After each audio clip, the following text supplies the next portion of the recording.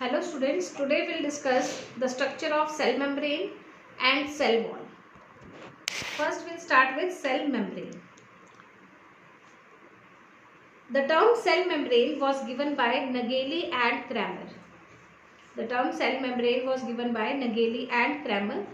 Cell membrane is also known as plasma membrane or plasma lemma. Initial studies of cell membrane were done on the membrane of RBC or red blood cell. So RBC membrane consists of about 40% lipid and 52% proteins. This question was asked in NEET exam कि how much percentage of lipid and proteins are present in RBC membrane. Detailed study of membrane can be done was done only after the discovery of electron microscope in 1950. I have already told you that prokaryotic cell membrane invaginates to form the mesosomes, and we have already discussed the structure of mesosomes and function of mesosome in prokaryotic cell. Now different models of cell membrane were discussed. First was lamellar model. This lamellar model was given by Denley and Devson. This lamellar model was given by Denley and Devson. They said that a phospholipid layer, phospholipid bilayer is sandwiched between the two protein layers. They said that a phospholipid bilayer is sandwiched between two proteins layer. So it was also called sandwich model. According to this model, cell membrane has a sandwich structure. So lipid bilayer is sandwiched in between the proteins. The thickness of the lipid layer is 30 to 35 angstrom and the thickness of the protein layer sandwiching it is 20 to 25 angstrom. Next was unit membrane model, and it was given by Robertson. He said that the structure of membrane, there is only one universal model of the membrane, and it is found in all the membranes of cell and cell organelles. Means the structure of cell membrane is almost similar to every membrane present in the cell organelle or on the cell or in prokaryote and eukaryote. The structure is generally similar.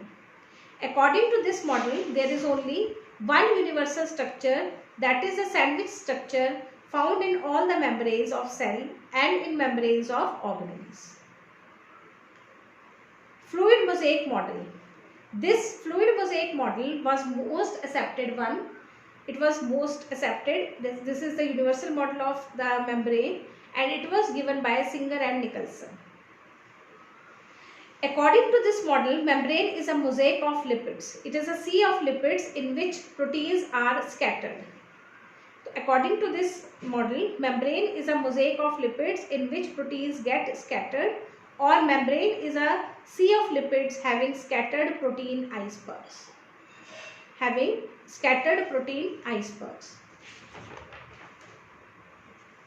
Membrane has a special quasi-fluid nature.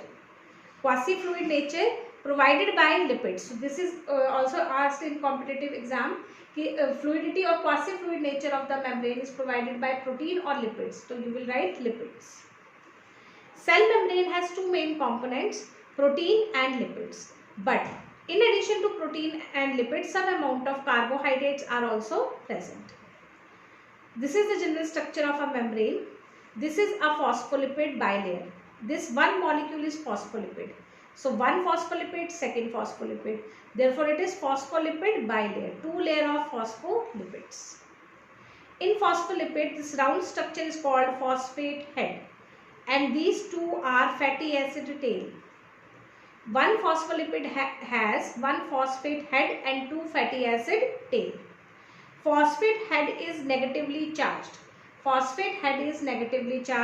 And fatty acid tail are hydrophobic. Phosphate head is negatively charged, hydrophilic. Hydrophilic means water loving. Fatty acid tail are not charged, they are uncharged, and hydrophobic means they hate water, they are against water. So God has followed a rule in the whole body, in every cell, in every organism, that hydrophilic things are placed towards the outside and hydrophobic things are placed inside. So in the membrane also, hydrophilic head is projected towards the periphery, towards the outside, and tail, which are hydrophobic, are inside. So the two layers, the fatty acid tail of two layers will face each other, and phosphate are on the outside. Therefore, inside the membrane there is hydrophobic environment, and outside it is hydrophilic environment. In this membrane, proteins are also present. Proteins are of two types, extrinsic and intrinsic proteins. See, extrinsic and intrinsic proteins. What are extrinsic proteins? Extrinsic proteins are present near to the edge, near the phosphate head. See, this is the outer part of the membrane, this is the inner part of the membrane. This is facing towards the cytoplasm, and this is outside the cell. The protein which is attached to the phosphate heads, towards the phosphate heads, are known as extrinsic proteins. These can be extracted easily. They can be removed from the membrane easily.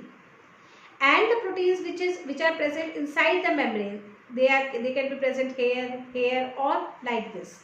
These intrinsic proteins are also known as integral proteins, and they are difficult to remove from the membrane.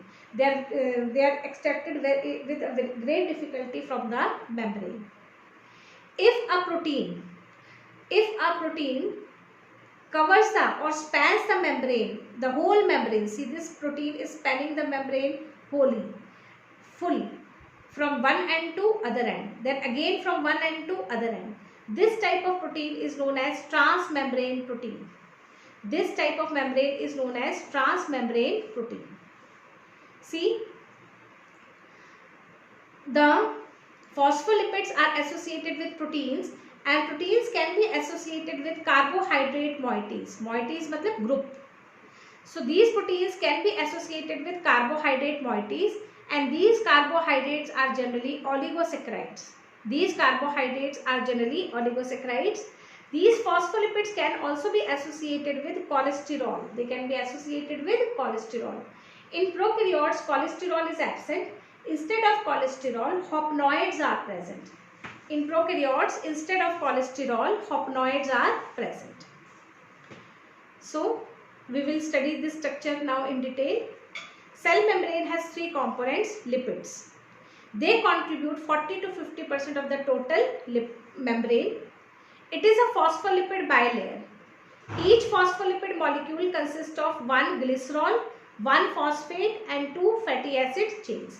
See, these are two fatty acid tail, and this is phosphate head. Both these things are bound to the glycerol molecule. The phosphate head is hydrophilic, so remains exposed on the outer and inner surface. So it remains exposed on the outer and inner surface.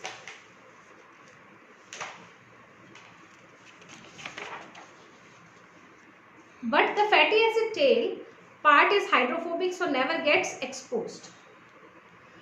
All the outer surface phosphate head gets conjugated with different molecules like inositol, choline, serine. These all molecules we will discuss in next chapter, that is biomolecules, which provide specificity to the membrane. These phospholipids can also show flip-flop movements.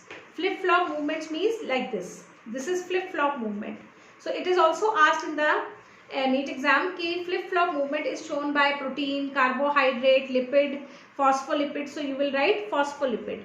Phospholipid will show the flip-flop movement like this. Proteins contribute 50 to 60% part of the total membrane. On the basis of their extraction, they are of two types: extrinsic protein and intrinsic protein.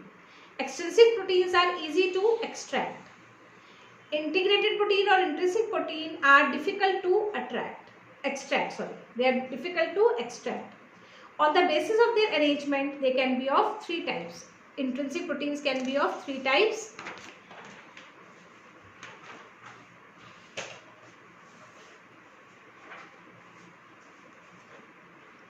So extrinsic proteins are located on the outer and inner surface of the cell.